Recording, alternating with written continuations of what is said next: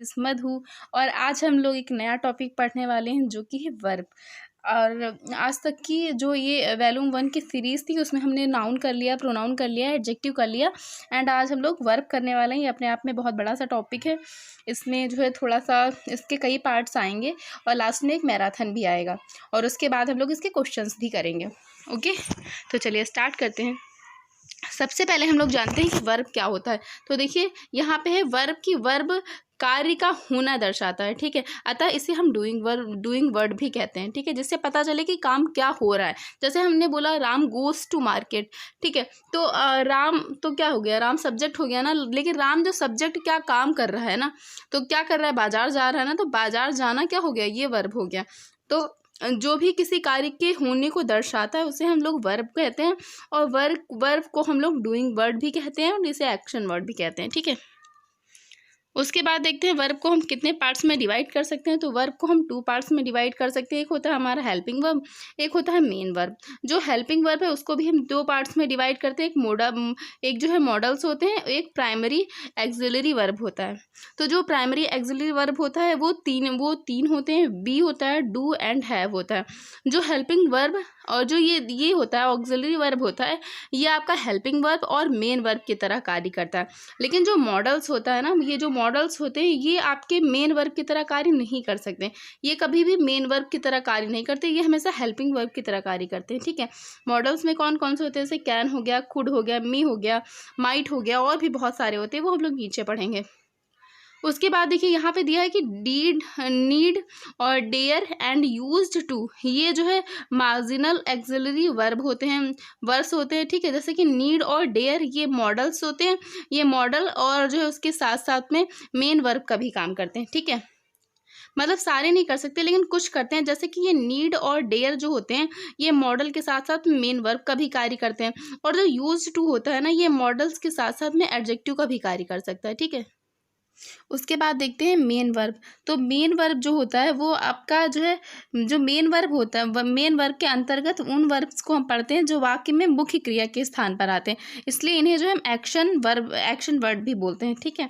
उसके बाद देखिए यहाँ पे कुछ और ऑक्सिलरी वर्ड्स दिए हैं हमारे। ये देखिए यहाँ पे ऑक्सिलरी वर्ब वे वर्ब होते हैं जो अन्य वर्ब के साथ साथ प्रयुक्त होते हैं और उन्हें हम ऑक्सिलरी वर्ब भी बोलते हैं और उन्हें हेल्पिंग वर्ब भी कहा जाता है, ठीक है। उसके बाद देखिए अगला है कि जो मॉडल्स होते हैं, मॉडल्स ऑक्सिलरी वर्ब ये क्या होते हैं, ये कैन, कुड और मे, माइट, शैल, विल, वुड और शुड, मस्ट और टू, ये सारे मॉडल ऑक्सिलरी वर्ब होते हैं। इनका प्रयोग हेल्पिंग वर्ब के रूप में भी किया जाता है, ठीक है। ये जितने होते हैं ये क्या होते हैं, ये मॉडल ऑक्सिलरी वर्ब होते हैं। इनका प्रयोग हम हेल्पिंग वर्ब के रूप में भी कर सकते हैं, ठीक है। जैसे कि यहाँ पे देखिए, यहाँ पे शी कैन रन फास्ट, तो यहाँ पे ये जो कैन है ये मॉडल वर्ब हो गया और इसका रन जो है क्या हो गया, मेन वर्ब हो गया। ये ऐसे वर्ब्स होते हैं कि इनके साथ आपको एक मेन वर्ब चाहिए ही चाहिए, ठीक है। उसके बाद नीचे देखिए यू शुड स्टडी इंग्लिश, ठीक है। तो यहाँ पे शुड क्या हो गया, ये मॉडल वर्ब हो गया एंड स्टडी क्या हो गया, ये आपका मेन वर्ब हो गया। तो ये ऐसे वर्ब होते हैं जो हेल्पिंग वर्ब के रूप में काम करते हैं और इनके साथ में एक मेन वर्ब हमें चाहिए ही होता है, ओके। उसके बाद देखिए मार्जिनल ऑक्सिलरी वर्ब ये क्या होते हैं, ये होते हैं यूज्ड टू, नीड, डेयर, ये 3 होते हैं, ठीक है। इन्हें मार्जिनल ऑक्सिलरी वर्ब कहते हैं और इनका प्रयोग देखिए जो ये ऊपर के 2 होते हैं ना, जैसे यूज्ड टू और नीड, यहाँ पे देखिए यहाँ पे नीड है और डेयर, ये जो नीड और डेयर है ना, इन दोनों का प्रयोग हम किस में करते हैं, इन दोनों का प्रयोग हम मॉडल के रूप में भी करते हैं और मेन वर्ब के रूप में भी कर सकते हैं, ठीक है। इनका प्रयोग हम मॉडल और मेन वर्ब के दोनों के रूप में कर सकते हैं, लेकिन जो यूज्ड टू होता है ना, इसका प्रयोग हम मॉडल और एडजेक्टिव के रूप में करते हैं। नीड और डेयर का प्रयोग हम लोग मॉडल और मेन वर्ब के रूप में करते हैं और जो यूज्ड टू होता है इसका मॉडल और एडजेक्टिव के रूप में इसका यूज़ करते हैं, ओके। चलिए आगे देखते हैं। यहाँ पे देखिए कुछ इसके एग्जाम्पल्स दिए गए हैं, जैसे कि I am used to sleeping last at night, ठीक है। तो यहाँ पे देखिए, यहाँ पे क्या है, ये है जो हैव, ये एम है, ये हेल्पिंग वर्ब हो गया हमारा। जब ये हेल्पिंग वर्ब हो गया तो हमें एक और हेल्पिंग वर्ब की ज़रूरत नहीं है। तो यहाँ पे जो यूज्ड टू है वो क्या हो गया, वो एडजेक्टिव के रूप में हो गया और स्लीपिंग क्या हो गया, स्लीपिंग ये जिरंट के रूप में हो गया, ठीक है।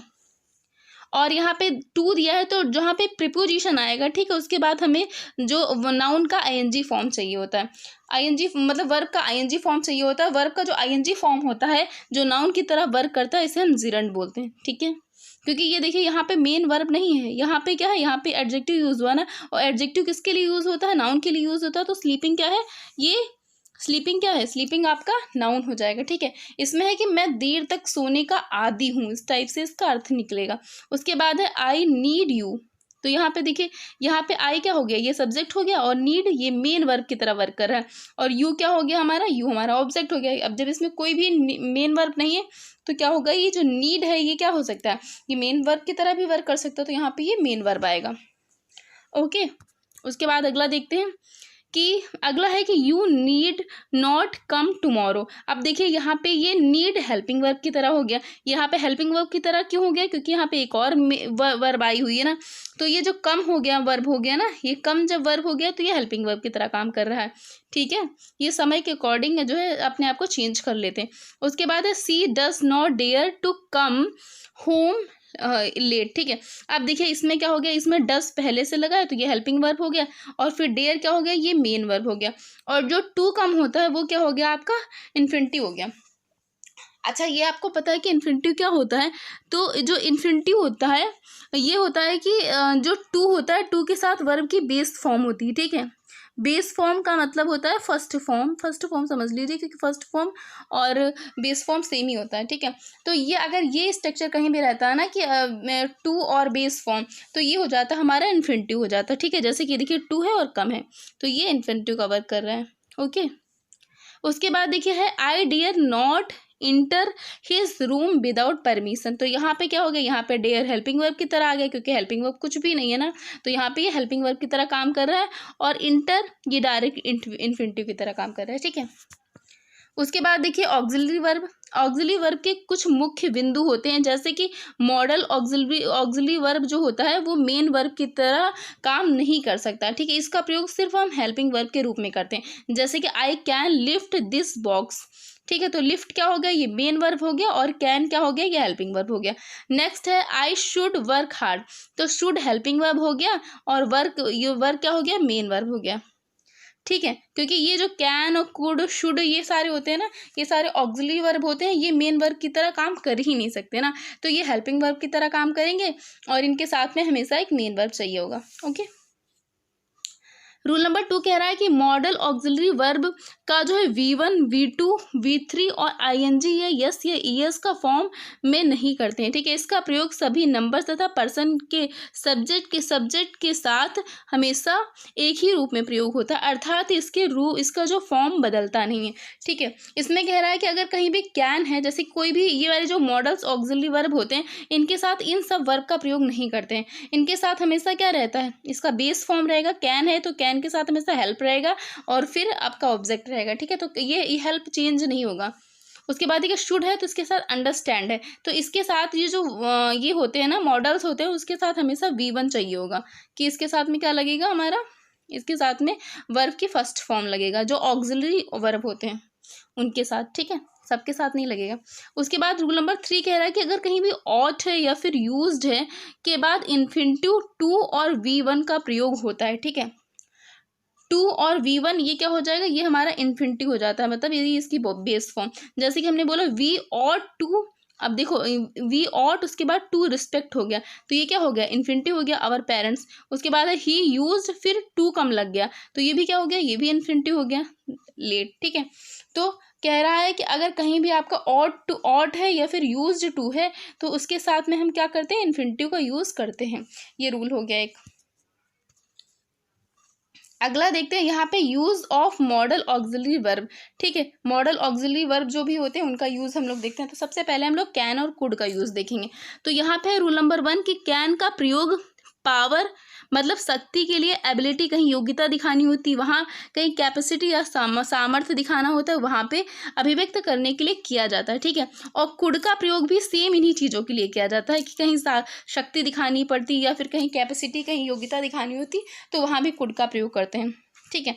अब अंतर क्या है कि कैन कहाँ लगेगा और कुड कहाँ लगेगा। जब दोनों का सेम जगह प्रयोग करते हैं तो जो हमारा कैन होता है ना, ये हमारा प्रेजेंट टेंस में लगता है, ठीक है। और कुड जो होता है वो पास्ट की एबिलिटी और पावर और कैपेसिटी दिखाने के लिए किया जाता है। इसका प्रयोग हम पास्ट में करते हैं, इसका प्रयोग हम लोग प्रेजेंट में करते हैं, ठीक है। ओके, उसके बाद देखिए यहाँ पे कुछ एग्जांपल्स दिए हैं, जैसे कि he can lift the box, ठीक है, यहाँ पे देखिए कैन लगा हुआ है, ये प्रेजेंट के लिए। यहाँ पे है I could not come yesterday, अब यस्टरडे मतलब बीता हुआ कल, ठीक है, मैं कल नहीं आ सका, ठीक है, इस टाइप से। तो इसका हो जाएगा पास्ट के लिए, इसका हो गया प्रेजेंट के लिए। उसके बाद देखिए रूल नंबर 2 कह रहा है कैन का प्रयोग परमिशन या फिर अनुमति देने के भाव से भी अभिव्यक्त किया जाता है, जैसे कि यू कैन गो नाउ, क्या अब मैं जा सकता हूँ, ठीक है। तो यहाँ पे अनुमति मांगने के लिए, अनुमति देने के भाव में इसका प्रयोग किया। देखते हैं रूल नंबर 3। तो रूल नंबर 3 कह रहा है कि कैन का प्रयोग थ्योरेटिकल पॉसिबिलिटी, सैद्धांतिक संभावनाओं को व्यक्त करने के लिए भी किया जाता है। इसका मतलब होता है कि जैसे कि हमने एग्जाम्पल में देखा कि everyone can make a mistake, मतलब कि हर कोई गलती कर सकता है। तो यहाँ पे क्या हो गया, यहाँ पे एक पॉसिबिलिटी बताई जा रही है कि जो सबके साथ होता है, ठीक है, कि मतलब हाँ हर कोई गलती कर सकता है, जो सबके लिए होता है, सैद्धांतिक संभावना कि हाँ कर सकता है, ठीक है, तो उसमें हम कैन का प्रयोग करते हैं, ठीक है। उसके बाद नेक्स्ट है कि कुड का प्रयोग हम रिमोट पॉसिबिलिटी को व्यक्त करने के लिए करते हैं। रिमोट का मतलब होता है दूर, ठीक है, दूर की जो पॉसिबिलिटी होती है उसको व्यक्त करने के लिए क्या, किसका, हम कुड का प्रयोग करते हैं। जैसे कि हमने बोला कि there could be a bomb under your seat, आपकी सीट के नीचे बम हो सकता है, तो सीट पास में थोड़ी होगी, से दूर होगी, तो हमने सारे करके कहा कि हाँ आपकी सीट के नीचे बम हो सकता है। तो ये क्या है, ये रिमोट पॉसिबिलिटी है, तो इसके लिए हम कुड का प्रयोग करेंगे। ओके, नेक्स्ट है रूल नंबर 5। तो ये कह रहा है कि कैन का प्रयोग दोस्ताना निवेदन वाले प्रश्नात्मक वाक्यों में किया जाता है, जैसे कि कुड जो औपचारिक निवेदन के लिए जो प्रश्नात्मक वाक्य होते हैं उसके लिए किया जाता है, और कैन दोस्ताना के लिए किया जाता है, ठीक है। जैसे कि यहाँ पे बोला गया can I take your scooter, क्या मैं आपका स्कूटर ले सकता हूँ। तो अगर कोई आपका फ्रेंड होगा ना तभी आप उससे स्कूटर मांगेंगे ना, कोई अजनबी होगा तो उससे तो नहीं मांगेंगे, अगर मांगेंगे भी तो देगा नहीं ना। और यहाँ पे could I talk to mister Shukla, क्या मैं मिस्टर शुक्ला से बात कर सकता हूँ। तो यहाँ पे औपचारिक निवेदन है कि हाँ बात करने के लिए रिक्वेस्ट करी जा रही। अगर आपका फ्रेंड होता तो आप रिक्वेस्ट थोड़ी करते, डायरेक्टली बात कर लेते ना, तो इस टाइप से है। उसके बाद देखिए यहाँ पे है कि एबल टू का प्रयोग कैन या कुड के साथ ना करें, ये दोनों क्षमता दर्शाते हैं, ठीक है। जैसे कि यहाँ पे I can not to able to come tomorrow, ठीक है। तो यहाँ पे कैन का और एबल का मतलब तो एक ही हो गया ना, जब एक ही मतलब हो गया तो हम दो वर्ब को एक ही चीज़ के लिए क्यों यूज़ करेंगे।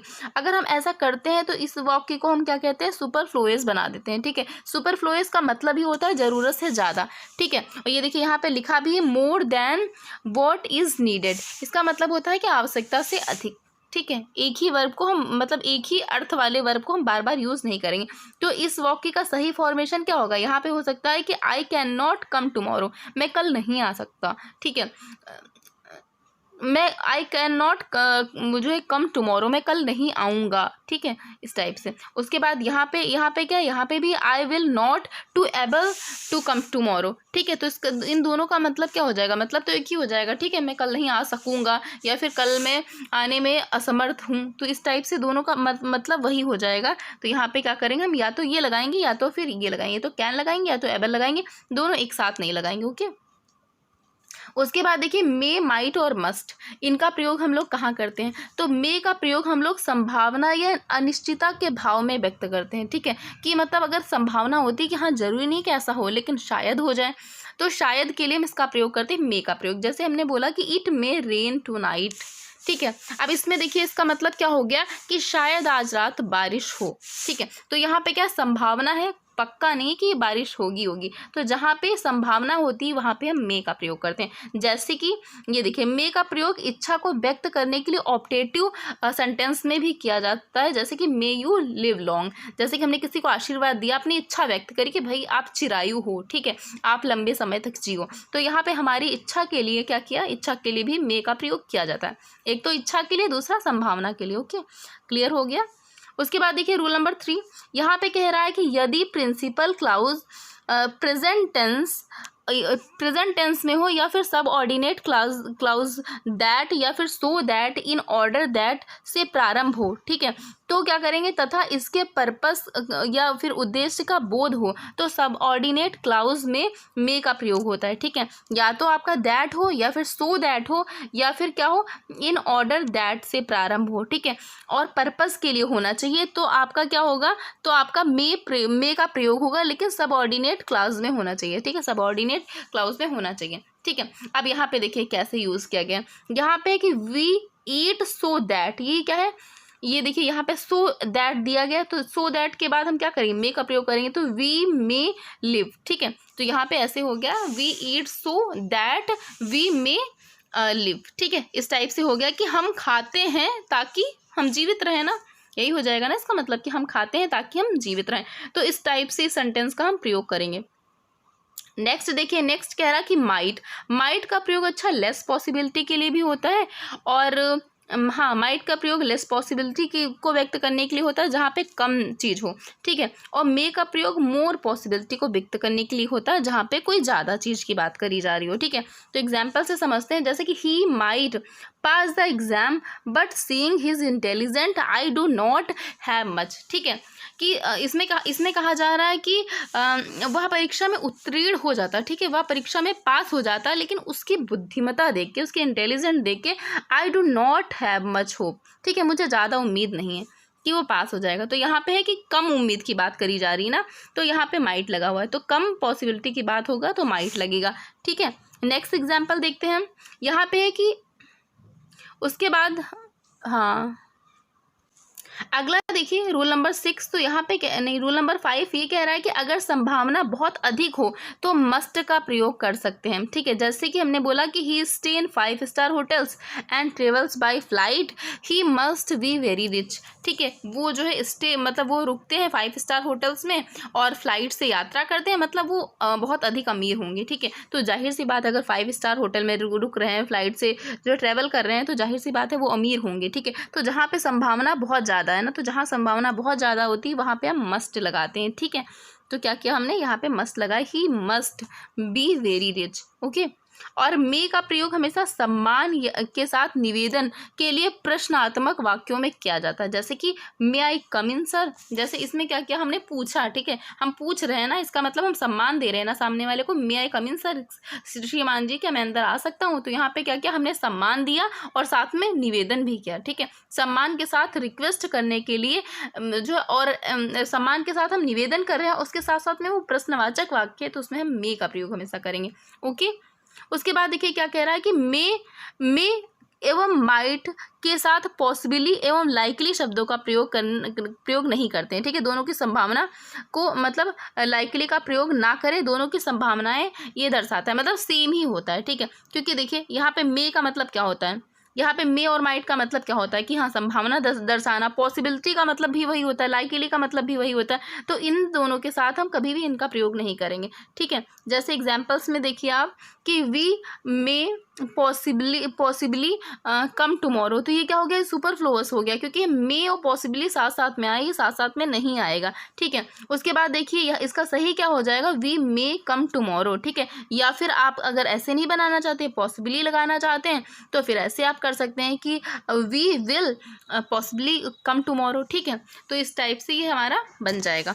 शैल का प्रयोग फर्स्ट पर्सन के जो सब्जेक्ट होते हैं आई और वी के साथ फ्यूचर के कार्य के लिए किया जाता है। अगर कहीं भी फ्यूचर का कोई कार्य दिखाते हैं तो उसके लिए किया जाता है, बाकी सब्जेक्ट के लिए विल का प्रयोग करते हैं। ठीक है, तो देखिए इसमें देखिए जैसे अगर हम एक चार्ट बना ले तो यहाँ पे क्या होता है, यहाँ पे अगर फर्स्ट पर्सन लिख लिए, first, second and third person. ठीक है, तो यहाँ पे फर्स्ट पर्सन में आई आता है सिंगुलर में, और प्लूरल में, यहाँ पे प्लूरल अगर लिखिए तो प्लूरल में वी आता है। ठीक है, और यहाँ सेकंड पर्सन में यू आता है, इधर भी यू आता है एंड इधर भी यू आता है। ठीक है, प्लूरल भी यू होता है, सिंगुलर भी यू होता है, और इसमें जो ही, शी, इट और या फिर किसी का भी नेम, ठीक है, किसी का भी नाम होता है, राम, सीता, गीता, कुछ भी, और यहाँ पे दे आता है। ठीक है, तो ये जो है आपका जो एक चार्ट हो गया, तो ये फर्स्ट पर्सन और सेकंड पर्सन, थर्ड पर्सन की बात हुई। तो इसमें कह रहा है कि जो फर्स्ट पर्सन होते हैं उसका जो आई और वी होता है ना,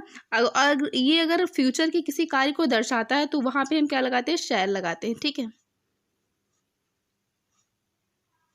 और उसके बाद कह रहा है कि बाकी जो सब्जेक्ट होते हैं, बाकी जो भी होते हैं, उसके साथ हम विल का प्रयोग करते हैं। कैसे करते हैं देखिए एग्जाम्पल में कि I shall go to college tomorrow and he will come with me. ठीक है, अब यहाँ पे कह रहा है कि फ्यूचर की बात हो तो करेंगे। ठीक है, तो इसका मतलब क्या निकल रहा है कि मैं कल कॉलेज जाऊँगी।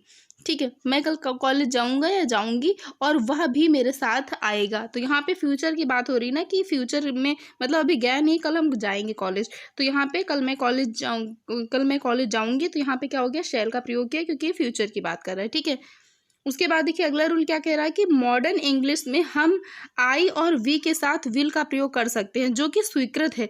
लेकिन जो इंटरोगेटिव होते हैं, इंटरोगेटिव सेंटेंस होते हैं, उसके साथ हम अभी भी आई और वी के साथ शैल का प्रयोग करते हैं। ठीक है, यही सही माना जाता है। जैसे कि यहाँ पे देखिए विल आई गो, तो ये क्या हो जाएगा, गलत हो जाएगा, क्योंकि जो ये इंटरोगेटिव है और इंटरोगेटिव में आई और वी के साथ हम किसका प्रयोग करते हैं, शैल का करते हैं। तो यहाँ पे हो जाएगा शैल आई गो। ओके, आगे देखिए, आगे कह रहा है कि शैल का प्रयोग सेकंड पर्सन के सब्जेक्ट यू तथा थर्ड पर्सन के सब्जेक्ट ही, शी, इट, दे के साथ कमांड के लिए। ठीक है, मतलब किसी को आदेश देना हो, प्रॉमिस या वादा करना हो किसी से, या फिर थ्रेट किसी को धमकी देना हो, या डिटर्मिनेशन दृढ़ संकल्प हो, या फिर कंपल्शन मतलब अनिवार्यता हो कि हाँ ये काम अनिवार्य ही है, एडवाइस देने के लिए व्यक्त किया जाता है। ठीक है, और ऐसे ही आई और वी का प्रयोग करते हैं विल के साथ। ठीक है, आई वी के साथ विल का प्रयोग करते हैं इन सब चीज़ों के लिए। ठीक है, कमांड हो, प्रॉमिस हो और धमकी हो, इन सब के लिए। और जो है सेल के साथ किसका प्रयोग करते हैं, ही, शी, इट और दे का।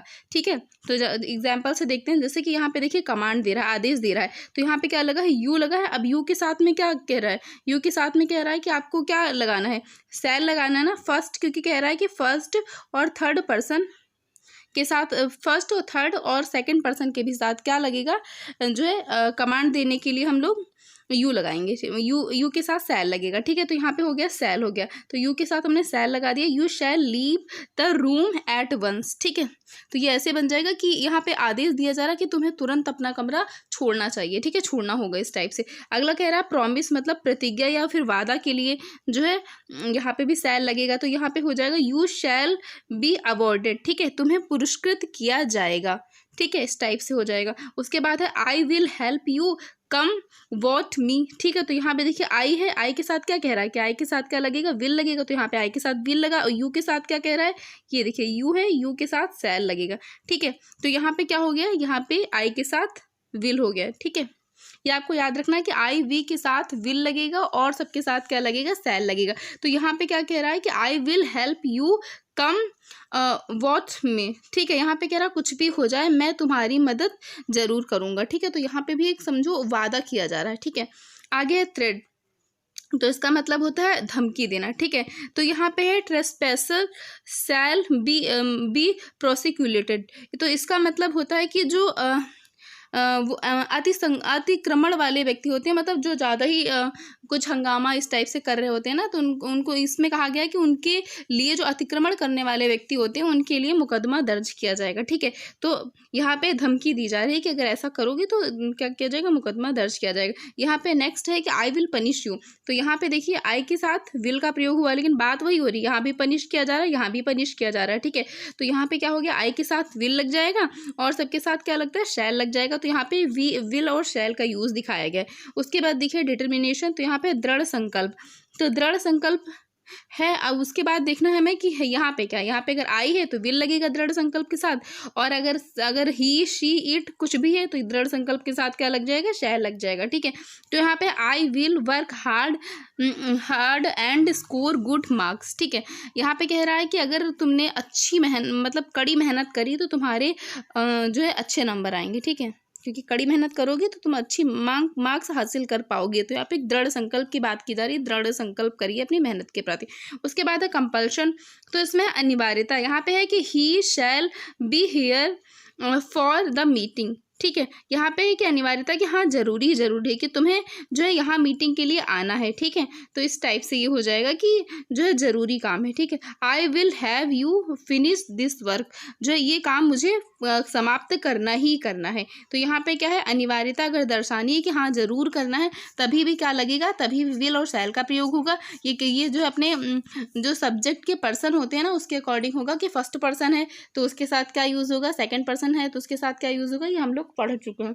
तो उसके बाद देखिए नेक्स्ट रूल क्या कह रहा है कि अगर कहीं भी लेटस लगा है या फिर लेट्स लगा है तो इनसे शुरू होने वाले जो इम्परेटिव सेंटेंस होते हैं, सेंटेंस के जो क्वेश्चन टैग होते हैं, उसका प्रयोग भी शैल के साथ होगा। ठीक है, मतलब उसके लिए भी क्या लगेगा, शैल लगेगा। मतलब लेट से या फिर लेटस से शुरू होगा तो अगर इसका क्वेश्चन टैग बनेगा तो उसमें भी शैल लगेगा। जैसे कि यहाँ पे देखिए लेट अस डांस टुगेदर, तो उसके बाद क्वेश्चन टैग यहाँ पे आ गया शैल वी। ठीक है, यहाँ पे कह रहा है हम लोग सब लोग मिलके डांस करेंगे।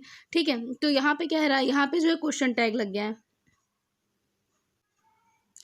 चलिए उसके बाद देखते हैं यहाँ पे रूल नंबर 3 ये कह रहा है कि शैल का प्रयोग सजेशन, जो सुझाव होता है उसको व्यक्त करने के लिए किया जाता है, जो इंटरोगेटिव सेंटेंस होते हैं उसमें किया जाता है। ठीक है, इंटरोगेटिव सेंटेंस के फर्स्ट पर्सन के सब्जेक्ट के साथ किया जाता है। ठीक है, शैल का प्रयोग सजेशन के लिए किया जाता है अगर इंटरोगेटिव सेंटेंस फर्स्ट पर्सन का है तो। ठीक है, जैसे कि देखिए यहाँ पे है कि शैल, उसके बाद देखिए वी है, तो वी क्या है, वी तो फर्स्ट पर्सन है ना, आई वी फर्स्ट पर्सन होते हैं, तो यहाँ पे शैल का प्रयोग किया गया है टॉक टू द मैनेजमेंट, कि हमें प्रबंधन से बात करनी चाहिए, मतलब चाहिए कि नहीं चाहिए, इस टाइप से पूछ रहे हैं कि हाँ जो है क्या सलाह है, सलाह मांग रहे हैं। ठीक है, तो यहाँ पे सलाह के लिए किसका प्रयोग किया जाएगा, शैल का किया जाएगा, लेकिन अगर ये फर्स्ट पर्सन होगा तो ठीक है।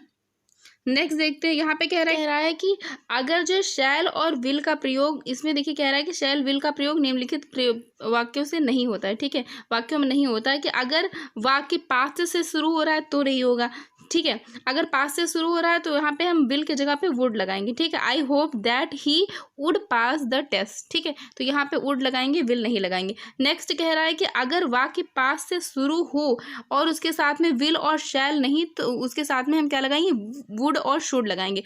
और ये नियम तभी भी आपका लागू होगा जब विल शैल के स्थान पर कोई मॉडल या कोई वर्ब हो, तभी भी ये नियम लगेगा। ठीक है, उसके बाद देखिए अगला कह रहा है कि ही शैड, एक मिनट, यहाँ पे कह रहा है he said that he is coming, he was coming. ठीक है, अब यहाँ पे देखिए यहाँ पे इस को हटा दिया गया है और इसकी जगह पे क्या लगा दिया गया, वॉज लगा दिया गया, क्योंकि ये क्या किस में बनेगा, ये पास्ट में बनेगा। ठीक है, इसलिए इन्होंने क्या किया, वॉज लगा दिया। ओके, ही हटा दिया गया है क्योंकि वहाँ पे रूल कह रहा था ना कि वहाँ पे पास्ट में चेंज होगा।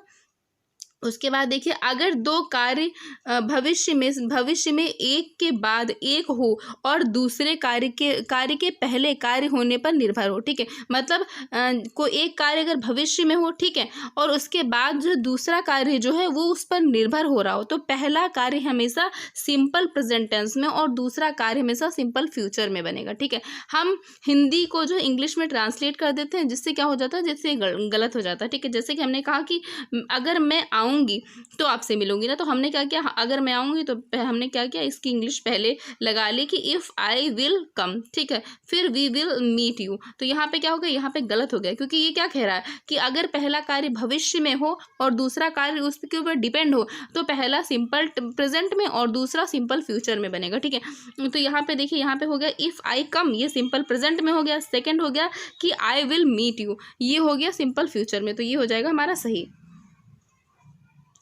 उसके बाद है निम्नलिखित शब्दों को देखें, इसके तुरंत बाद सिंपल फ्यूचर टेंस का प्रयोग नहीं होता है बल्कि सिंपल प्रेजेंट टेंस का प्रयोग होता है। जैसे कि if, as soon as, in case, provide, unless, until, before, after, when, इनके साथ जो है हमेशा सिंपल फ्यूचर टेंस का प्रयोग होगा। देखिए रूल वुड का प्रयोग हम कैसे करते हैं। ठीक है, तो रूल नंबर 1 कह रहा है कि वुड का प्रयोग हमेशा पास्ट हैबिट को व्यक्त करने के लिए किया जाता है। ठीक है, अगर कोई हैबिट है आपकी तो उसको व्यक्त करने के लिए हम वुड का प्रयोग करते हैं, और वो हैबिट भी कैसी होनी चाहिए, पास्ट की होनी चाहिए। जैसे कि I would go to school by bus, मैं बस से घर जाया, मतलब मैं बस से स्कूल जाया करता था, तो ये पास्ट की हैबिट है ना, तो पास्ट की हैबिट को बताने के लिए हम वुड का प्रयोग करते हैं। नेक्स्ट आपका रूल कह रहा है, ये देखिए यहाँ पे सेकंड कह रहा है कि वुड का प्रयोग प्रेफरेंस या फिर पसंद, प्राथमिकता या चॉइस। ठीक है, चॉइस में आपको एक चीज़ चुननी है तो उसको व्यक्त करने के लिए सामान्यतः ऐसे वाक्यों में रैदर का प्रयोग करते हैं। ठीक है, मतलब कभी भी दो चीज़ों में से एक का चुनाव करना है या फिर अपनी पसंद के बारे में बताना है, या किसी चीज़ को प्राथमिकता देना है। ठीक है, किसी को ज़्यादा अच्छा कहना है। ठीक है, तो उसके लिए हम रैदर का प्रयोग करते हैं। देखिए कैसे करते हैं, एग्जाम्पल में देखिए यहाँ पे लिखा हुआ है कि he would rather die than beg. ठीक है, इसमें कह रहा है कि वह भीख मांगने से ज़्यादा मरना पसंद करेगा। ठीक है, तो यहाँ पे क्या हुआ, यहाँ पे रैदर का प्रयोग किस लिए हुआ है कि ये प्राथमिकता दे रहा है, किसको प्राथमिकता दे रहा है कि मरने को प्राथमिकता दे रहा है, कि ये मरने से ज़्यादा, ये जो है भीख मांगने से ज़्यादा मरना पसंद करेगा। ठीक है, इसको प्राथमिकता दे रहा है। और दूसरा यहाँ पे एक चीज़ और कह रहा था कि अगर जो है कहीं भी जो है दो चीज़ों का चुनाव करना है तो उसके बीच में हम क्या करेंगे, अच्छा यहाँ पे नहीं दिया गया, लेकिन दो चीज़ों का जब हम चुनाव करेंगे तो बीच में उनके बीच में हम देन का प्रयोग भी करेंगे। ठीक है, जैसे कि देखिए यहाँ पे लिखा हुआ है डाई देन बेग। ठीक है, अब दोनों में से एक चीज़ चुननी है ना, तो यहाँ पे क्या करेंगे, हम देन का प्रयोग भी करेंगे। ठीक है, रैदर का करेंगे, और दो चीज़ें अगर हैं तो वहाँ पे हम देन का प्रयोग करेंगे। अगर एक ही चीज़ है तो फिर देन की कोई ज़रूरत ही नहीं। ठीक है, उसके बाद देखिए रूल नंबर 3 कह रहा है कि अगर वाक्य के आरंभ जो है पास्ट टेंस से हो रहा है, ठीक है, पास्ट से हो रहा है, तो आगे का वाक्य भी पास्ट में बनेगा। ठीक है, स्टार्टिंग पास्ट से तो आगे का भी पास्ट में बनेगा। और इसके लिए किसका प्रयोग करेंगे, विल का जो है इसके लिए हम लोग वुड का प्रयोग करेंगे, क्योंकि जो विल होता है, विल का पास्ट क्या होता है, वुड हो जाता है। ठीक है, देखिए यहाँ पे एग्जाम्पल दिया गया है कि he hoped that he will would pass. अब यहाँ पे देखिए बिल को उन्होंने कट कर दिया है और विल की जगह पे क्या लगाया है, वुड लगाया है, क्योंकि जो विल होता है, विल का पास्ट फॉर्म वुड होता है। ठीक है, उसके बाद देखिए रूल नंबर 4 कह रहा है कि वुड यूज्ड, इन दोनों का प्रयोग simple past tense, would used और सिंपल पास्ट टेंस, तीनों का प्रयोग जो है भूतकाल के जो रूटीन होता है, रूटीन एक्शन को दर्शाने के लिए किया जाता है। किसका किसका किया जाता है, वुड का, यूज्ड टू का और सिंपल पास्ट टेंस का।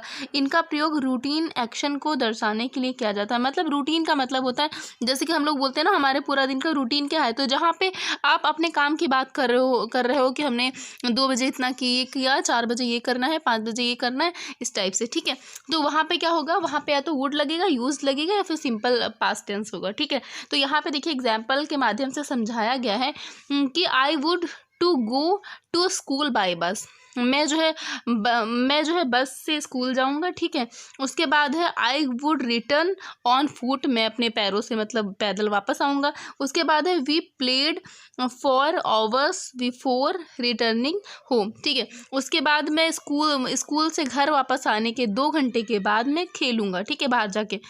तो यहाँ पे क्या है, यहाँ पे रूटीन को दर्शा रहा है कि ये जो है डिसाइड किया जा रहा है कि इतने बजे से ये करना है, और सारे कामों को डिसाइड कर रहे हैं। ठीक है, तो यहाँ पे क्या लगाया गया, यहाँ पे यूज्ड लगाया गया, यहाँ पे वुड लगाया गया, और यहाँ पे क्या बनाया गया, सिंपल पास्ट टेंस का यूज़ किया गया है। ठीक है, तो ये ऐसे बनेगा।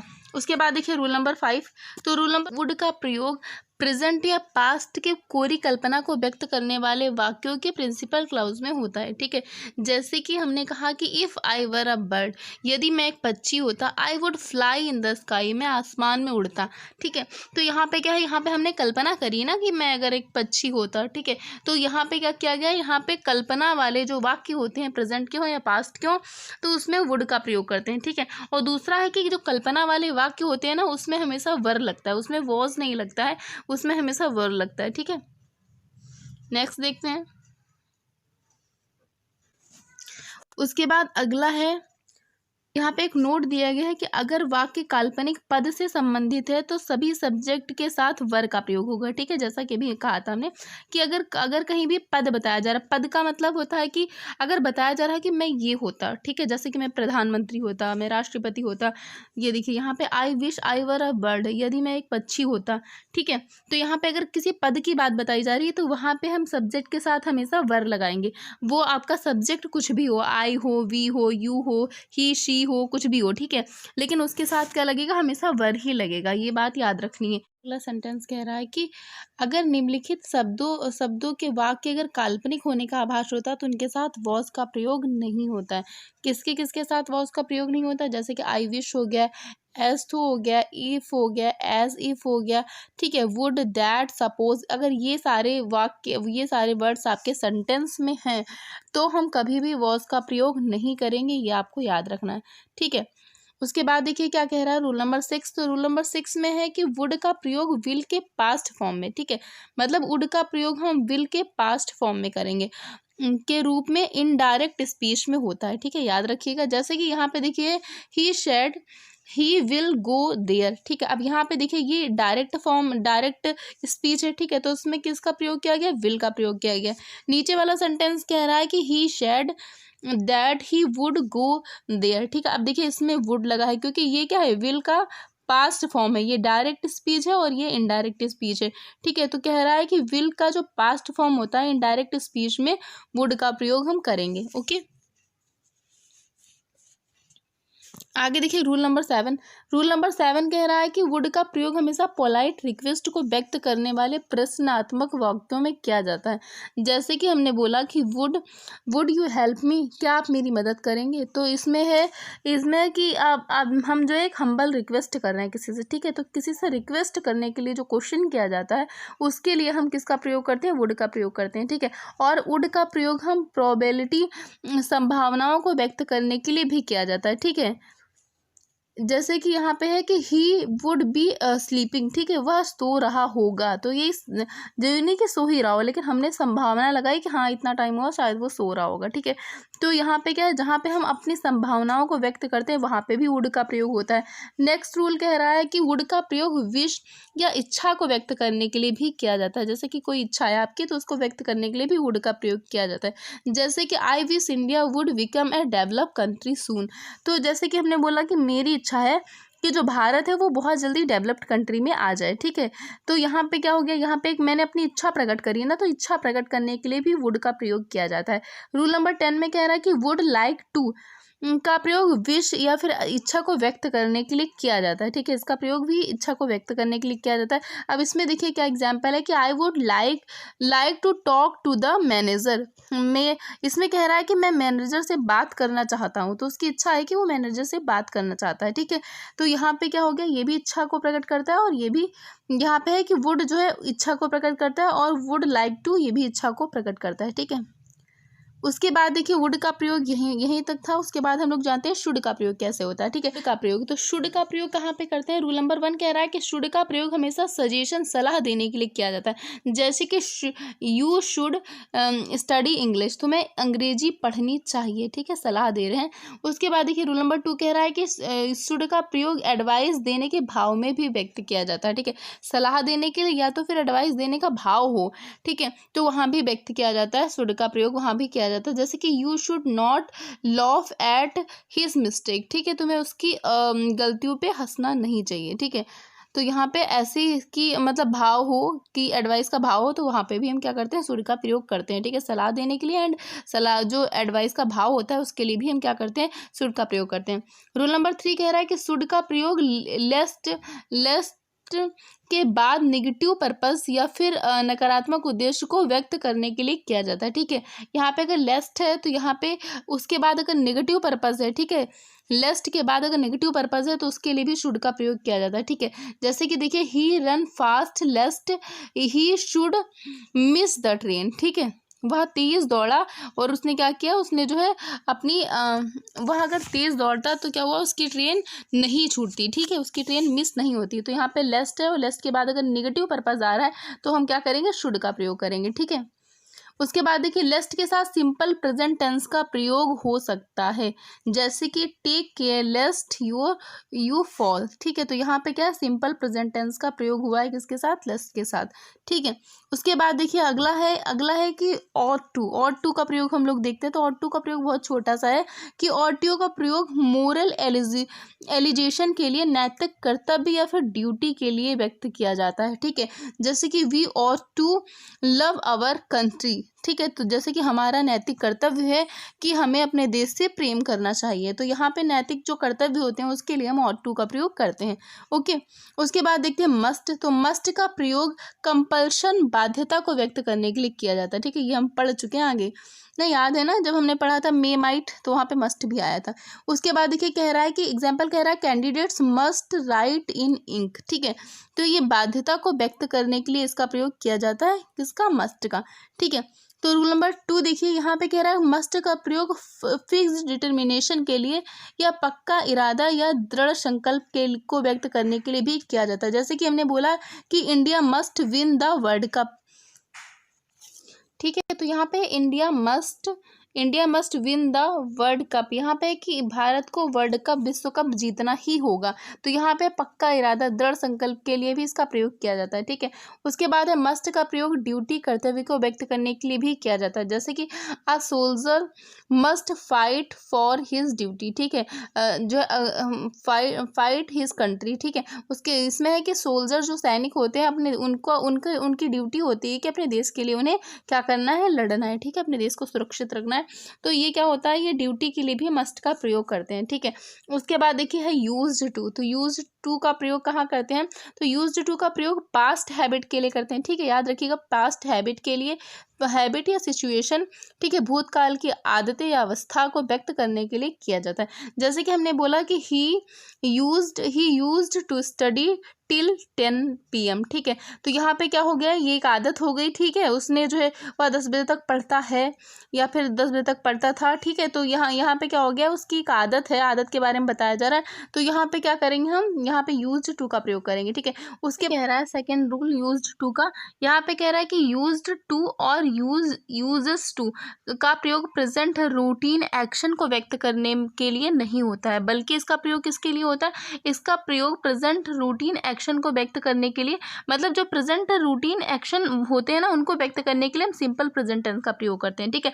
यूज टू या यूजेस टू का नहीं करते हैं, ठीक है। जैसे देखिए यहाँ पे एग्जांपल दिया गया, he used to study till 10 PM and then goes to bed. यहाँ पे देखिए, यहाँ पे गलत क्या हो गया, क्योंकि यहाँ पे यूज्ड टू का प्रयोग किया गया और यहाँ पे क्या कह रहा था, सिंपल प्रेजेंट टेंस का हमें प्रयोग करना है। तो यहाँ पे ही स्टडीज, तो देखिए यहाँ पे ई या ES आ गया, तो ये जो एस होता है ना, एस वर्ब के लास्ट में, ये सिर्फ प्रेजेंट टेंस में लगता है ना, तो यहाँ पे प्रेजेंट का जो सिंपल टेंस है उसमें लगता है। तो यहाँ पे हो गया कि ये प्रेजेंट सिंपल टेंस का प्रयोग हो गया, ठीक है। एंड यहाँ पे till 10 PM and then goes to bed, ठीक है। यहाँ पे गोज भी किसमें लगता है, ये भी सिंपल प्रेजेंट टेंस में लगता है। तो ये क्या हो जाएगा, हमारा राइट हो जाएगा, ठीक है। क्योंकि यहाँ पे क्या बताया जा रहा है, यहाँ पे रूटीन बताया जा रहा है कि जो है वो 10 बजे तक पढ़ाई करता है, उसके बाद वो सो जाता है, ठीक है। उसके बाद देखिए अगला कह रहा है कि यूज्ड टू का प्रयोग अफर्मेटिव, नेगेटिव और इंट्रोगेटिव सेंटेंस में इस प्रकार से होता है। जैसे कि अफर्मेटिव में he used to come here, ऐसे करके हम प्रयोग करते हैं, ठीक है। नेगेटिव में he used not to come here, ठीक है। यूज्ड टू के बीच में नॉट लगा देते हैं, या फिर ऐसे भी कर सकते हैं, ही डिड लगा देते हैं, उसके बाद फिर नॉट, फिर यूज्ड टू एक साथ लगा देते हैं, फिर कम हियर लगा देते हैं, ठीक है। इंटरोगेटिव में भी ऐसे दो प्रकार से होता है, जैसे कि यूज्ड पहले लगा देते हैं, फिर सब्जेक्ट अपना लगाने के बाद फिर टू कम हेयर लगा देंगे, या फिर डिड स्टार्टिंग में लगाइए, फिर सब्जेक्ट लगाइए, फिर लास्ट में यूज्ड टू और फिर कम हेयर का प्रयोग करेंगे, ओके। उसके बाद देखिए यहाँ पे एक नोट दिया गया है कि वर्ब प्लस यूज्ड टू के बाद वी वन के साथ में ING का प्रयोग होता है, ठीक है। ये हैबिचुअल एक्शन को व्यक्त करता है, हैबिचुअल एक्शन को दर्शाता है। जैसे कि आई एम यूज्ड टू, ठीक है, यहाँ पे वर्ब है, उसके बाद में यूज्ड टू अगर लगा हुआ है, ठीक है, यहाँ पे वर्ब हो गया, उसके बाद यूज्ड टू लगा हुआ है, तो ये क्या करता है, इसके बाद में जो भी आता है वो क्या होता है, वो ING फॉर्म में आता है, गेटिंग, ठीक है, या ING फॉर्म में आता है। अगर ऐसा कहीं सेंटेंस आ रहा है, ऐसा कहीं स्ट्रक्चर आपको दिख रहा है, मतलब वो क्या हो रहा है, वो हैबिचुअल एक्शन को दर्शाता है, ठीक है। Getting up late in the morning, ठीक है, यहाँ पे कह रहा है कि मैं सुबह जो है देर से उठता हूँ, ठीक है, देर से उठता हूँ। तो यहाँ पे उसकी एक आदत दर्शा रहा है कि वो देर तक सोता रहता है, ये इसकी एक आदत बन गई हुई, ठीक है। तो यहाँ पे क्या होता है, एक फॉर्मेशन होता है कि पहले वर्ब आएगा, फिर यूज्ड टू आएगा, फिर वर्ब के ING फॉर्म का प्रयोग होगा, ठीक है। अगर ऐसा होगा तो वो हैबिचुअल एक्शन होगा। उसके बाद देखिए यहाँ पे एक और दिया गया है, नोट दिया गया है, यहाँ पे दिया गया है कि कई वर्ब्स एडजेक्टिव या फ्रेजेस के बाद टू का प्रयोग होता है। यहाँ टू के बाद V1 का प्रयोग नहीं होता है, बल्कि V1 के साथ ING का प्रयोग होता है, ठीक है। जैसे कि यहाँ पे किसके किसके साथ होता है, जैसे कि बी यूज टू, ठीक है, एक्वेस्टेड, उसके बाद है अवेयर्स है, विथ अ वीव टू है, ठीक है, एडिक्टेड है, डिवॉल्व्ड है, ठीक है, addition to, looked to, wall to, object, और यहाँ पे बहुत सारे कुछ वर्ड्स दिए हैं, ठीक है, ओविंग है, गिव एंड टेक टू, फ्रॉन टू, इस टाइप के जो वर्ड्स हैं इनके साथ में क्या कह रहा है कि V1 का प्रयोग नहीं होता है, ठीक है। इनके साथ में टू का प्रयोग होता है, V1 का प्रयोग नहीं होता है, बल्कि क्या होता है, V1 के साथ ING का प्रयोग होता है, ठीक है। जैसे कि यहाँ पे देखिए ही इज़ एडिक्टेड, यहाँ पे क्या सबसे पहले एडिक्टेड दिया गया है, उसके बाद यहाँ पे टू दिया है, फिर उसके बाद क्या कह रहा है V1 का प्रयोग ना हो करके यहाँ पे ING फॉर्म का प्रयोग होता है, स्मोकिंग हो जाएगा। ठीक है, I am looking forward to, यहाँ पे फिर से ING फॉर्म का प्रयोग होगा, मतलब मीटिंग यू। ठीक है, इस टाइप से प्रयोग होगा। अगर ये सारे वर्ड्स दिए गए हैं तो इनके बाद में हम टू लगाने के बाद फिर ING फॉर्म का प्रयोग करेंगे। ठीक है, सबसे पहले दिया गया है कि डेयर और नीड का यूज़ कहाँ पे होता है। तो डेयर का मतलब होता है दुस्साहस व्यक्त करना, सुना होगा ना, जैसे लोग बोलते हैं ना कि हाउ डेयर यू, तो भाई हिम्मत कैसे हुई, तो इसका मतलब होता है कि दुस्साहस वो प्रकट करने के लिए। ठीक है, और नीड का मतलब होता है ज़रूरत के लिए हम करते हैं ना कि आई नीड यू, मतलब मुझे आपकी ज़रूरत है। ठीक है, तो यहाँ पे देखिए, यहाँ पे कह रहा है कि डेयर और नीड का प्रयोग मेन वर्ब एवं मॉडल दोनों के रूप में हो सकता है। ठीक है, इसका प्रयोग हम मेन वर्ब के रूप में भी कर सकते हैं एंड इसका प्रयोग हम लोग मॉडल के रूप में भी कर सकते हैं। कैसे कर सकते हैं वो हम लोग एग्जाम्पल में देखें। देखिए यहाँ पे लिखा ही नीड्स मी। ठीक है, अब यहाँ पे देखिए, यहाँ पे और कोई भी हेल्पिंग वर्ब नहीं है, नहीं है ना हेल्पिंग वर्ब है कोई, ना ही कोई मेन वर्ब है।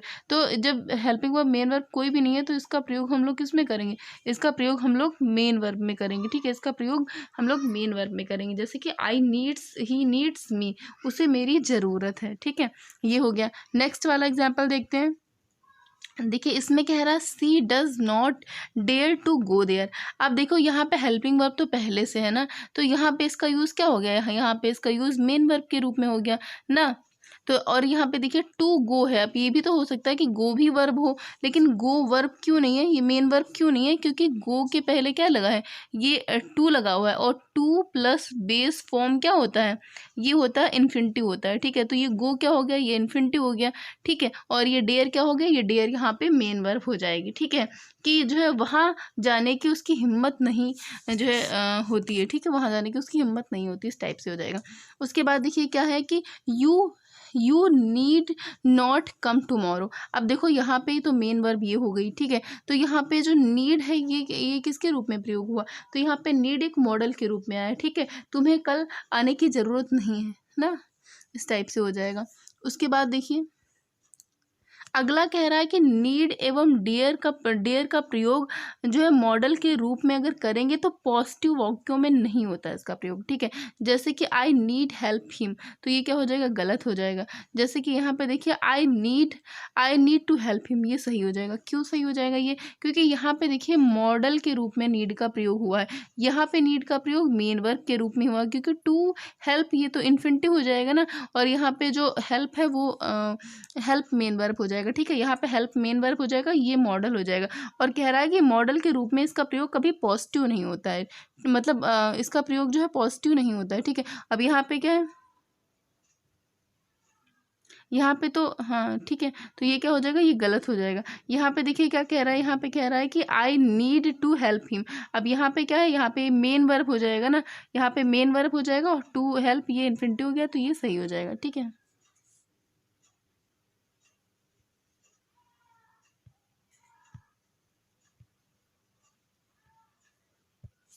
उसके बाद देखिए अगला कह रहा है कि अगर डेयर एवं नीड का प्रयोग पॉजिटिव वाक्यों में हो तो जो है उसके बाद टू प्लस V1 का प्रयोग होगा, मतलब इसके बाद इन्फिनिटिव आएगा। ठीक है, तो यहाँ पे देखिए, यहाँ पे एग्जाम्पल में समझाएगा कि he needs to work hard. ठीक है, तो यहाँ पे देखिए ये जो नीड का प्रयोग है किस में हुआ, पॉजिटिव वाक्यों में हुआ ना, क्योंकि पॉजिटिव वाक्य है, तो जो पॉजिटिव वाक्य में होगा तो उसके बाद नीड के बाद तुरंत इन्फिनिटिव आएगा। टू वर्क आया ना, टू प्लस इसकी बेस फॉर्म आई वर्क की, तो यहाँ पे क्या हो गया, ये आपका सही हो जाएगा।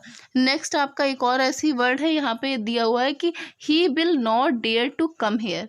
ठीक है, अब यहाँ पे देखिए क्या हुआ, यहाँ पे भी कह रहा है कि यहाँ पे देखिए, यहाँ पे भी डेयर आया है और डेयर के बाद क्या आ गया, इन्फिनिटिव आ गया। ठीक है, लेकिन यहाँ पे विल और नॉट आया, तो इस टाइप से ये हो जाएगा। ठीक है,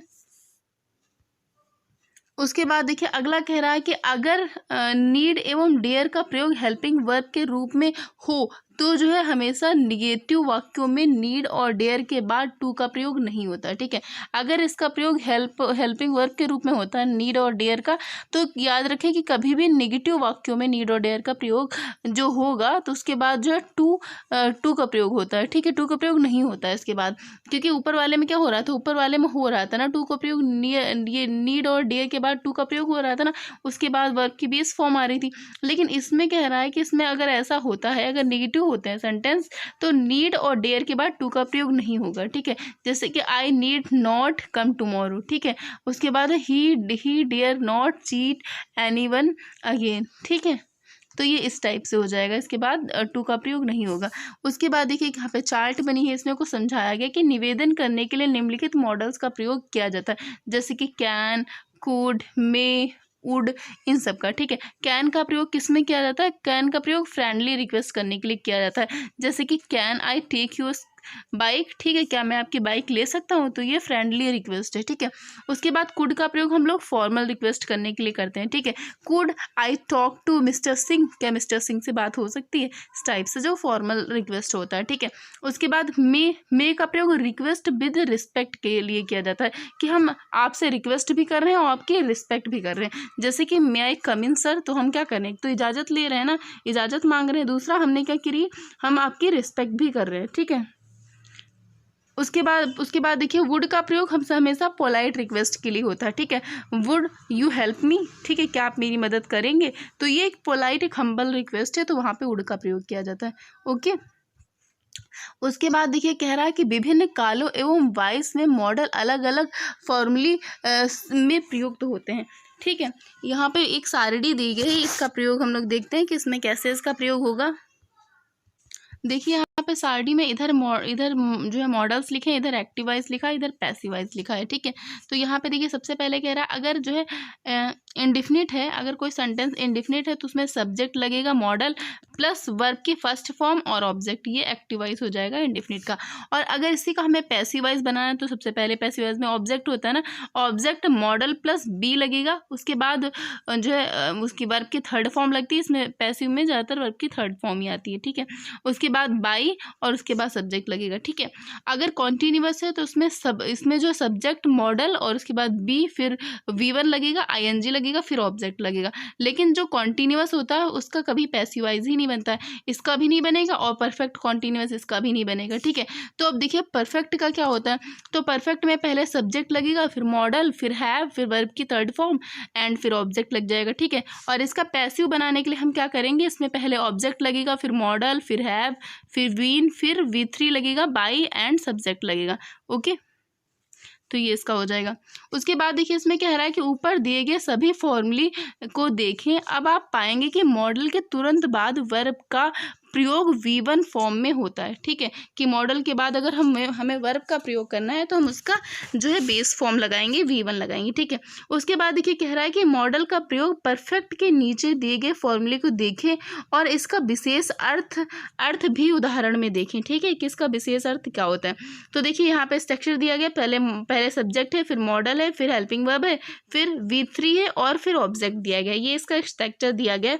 अब कह रहा है कि आप नीचे देखिए कि इसमें जो है इसका विशेष अर्थ कुछ होता है।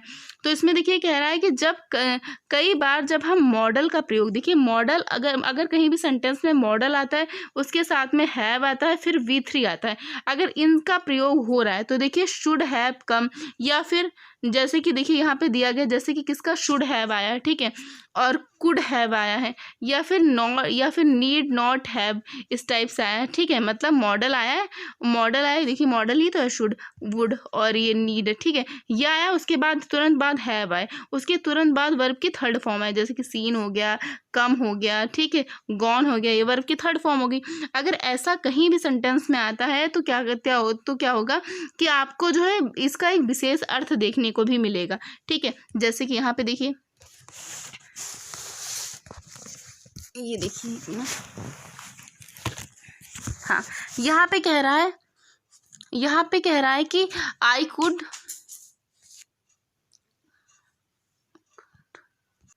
देखिए यहाँ पे पहला आपका वाक्य कह रहा है कि I could score good marks, marks, ठीक है, मैंने जो है अच्छे मार्क्स जो है स्कोर किए, ठीक है। और यहाँ पे इसका मीनिंग निकल रहा है, दूसरा जो अर्थ निकल रहा है इसका, यहाँ पे कह रहा था ना कि विशेष अर्थ निकलेगा, तो विशेष अर्थ इसका क्या निकल रहा है कि आई हैड द एबिलिटी, मेरे अंदर योग्यता थी, ठीक है। तो ये कह रहा है कि मैंने अच्छे मार्क्स प्राप्त किए, तो इसका अर्थ क्या निकल रहा है, जो विशेष अर्थ है कि हाँ मेरे अंदर योग्यता थी, ठीक है। उसके बाद देखिए अगला है कि he I could have scored good marks, ठीक है। यहाँ पे कह रहा है कि मैं अच्छे जो है नंबर प्राप्त कर सकता था, ठीक है, मैं अच्छे मार्क प्राप्त कर सकता था। अब यहाँ पे इसका मीनिंग क्या निकल रहा है कि आई डिडेंट स्कोर तो आई हैड द एबिलिटी, ठीक है, कि जो है मेरे पास क्षमता होने के बावजूद भी मैं अच्छे मार्क्स प्राप्त नहीं कर सका, ठीक है। यहाँ पे देखिए सेंटेंस क्या कह रहा है कि मैं अच्छे मार्क्स प्राप्त कर सकता था, मतलब नहीं किया ना इसने, तो यहाँ पे इसका मीनिंग क्या निकल रहा है कि मेरे पास क्षमता होते हुए मैंने अच्छे नंबर नहीं प्राप्त करे, ठीक है। उसके बाद देखिए थर्ड वाला क्या कह रहा है कि ही शुड वर्क हार्ड, ठीक है। उसने जो है एक यहाँ पे एक सजेशन है कि जो है तुम्हें जो है ज़्यादा मेहनत करनी चाहिए, ठीक है। तो यहाँ पे देखिए सब में क्या हो रहा है, मॉडल का प्रयोग हो रहा है, शुड है, कुड है और यहाँ पे कुड है, तो यहाँ पे क्या हो रहा है, यहाँ पे मॉडल्स का प्रयोग बताया गया है कि अगर ये मॉडल होंगे, ठीक है, ये अगर मॉडल होंगे उसके बाद वर्ब का जो थर्ड फॉर्म होगा तो उनका जो है जो भी आपका सेंटेंस होगा उसका एक विशेष अर्थ भी निकल रहा होगा यहाँ पे, ठीक है। उसके बाद आगे देखिए 4 में कह रहा है कि you should have worked hard, तो देखिए यहाँ पे क्या है, मॉडल है, उसके बाद यहाँ पे हैव दिया है, उसके बाद वर्क वो एक थर्ड फॉर्म दिया गया है ना, तो ये कह रहा है अगर ऐसा स्ट्रक्चर होता है तो क्या होगा, इसका एक हिडन मीनिंग भी निकलेगा, ठीक है, मतलब मैं कठिन मेहनत कर सकता था। यहाँ पे क्या इसका हिडन अर्थ निकल रहा है कि ही डिडंट, मैंने नहीं किया ना, यही हो रहा है ना कि अब, ठीक है, कि मतलब इसका एक विशेष अर्थ भी निकलता है अगर ये स्ट्रक्चर दिया है। उसके बाद देखिए primary auxiliary verb do have be, primary auxiliary verb है, इन वर्ब का प्रयोग मेन वर्ब के तरह भी होता है और हेल्पिंग वर्ब की तरह भी होता है, ठीक है। इसका प्रयोग मेन वर्ब हेल्पिंग वर्ब दोनों के रूप में हो सकता है। जैसे कि देखिए सबसे पहले हम लोग डू को जानते हैं, तो डू का फॉर्म जो इस प्रकार से डू डज होता है, ठीक है, ये इसका V1 हो गया, और डिड इसका V2 हो गया, और डन इसका V3 हो गया, ठीक है। तो देखिए इसमें इसका प्रयोग कैसे करेंगे, सबसे पहले मेन वर्ब के रूप में देखते हैं, तो आई डू माई वर्क, ठीक है, तो यहाँ पे डू क्या हो गया, यहाँ पे मेन वर्ब हो गया। अब ये क्या कह रहा है, ऑक्सिलरी वर्ब कि ये मेन वर्ब के रूप में भी हो सकता है एंड हेल्पिंग वर्ब के रूप में भी हो सकता है ना। तो अब इसका देखते हैं हेल्पिंग वर्ब कैसे होता है, जैसे कि I did not know him, ठीक है, तो यहाँ पे देखिए डिड क्या हुआ, ये डिड हेल्पिंग वर्ब के रूप में आया ना, तो यहाँ पे हेल्पिंग वर्ब के रूप में भी हो गया, ऊपर वाला मेन वर्ब के रूप में हो गया, ठीक है। उसके बाद देखिए कह रहा है कि हैव के फॉर्म इस प्रकार से हैं, हैज़ हैव होता है, ये इसका V1 होता है, हैड इसका V2 होता है, और हैड ही इसका V3 भी होता है, ठीक है। अब इसमें देखिए हैव का प्रयोग कहाँ करते हैं, तो हैव का प्रयोग हमेशा पोजीशन को दर्शाने के लिए किया जाता है। पोजीशन का मतलब है अधिकार को दर्शाने के लिए किया जाता है। जैसे कि आई हैव अ कार, इसका मतलब क्या हो गया कि मेरे पास एक कार है, तो उस कार पे किसका अधिकार है, मेरा अधिकार है ना, क्योंकि मेरी कार है। तो यहाँ पे क्या है, यहाँ पे जहाँ पे अधिकार दर्शाना होता है वहाँ पे हैव का यूज़ करते हैं, ठीक है। उसके बाद देखिए अगला कह रहा है कि हैव का प्रयोग हेल्पिंग वर्ब के रूप में परफेक्ट, और ये परफेक्ट कॉन्टिन्यूअस टेंस में होता है, ठीक है।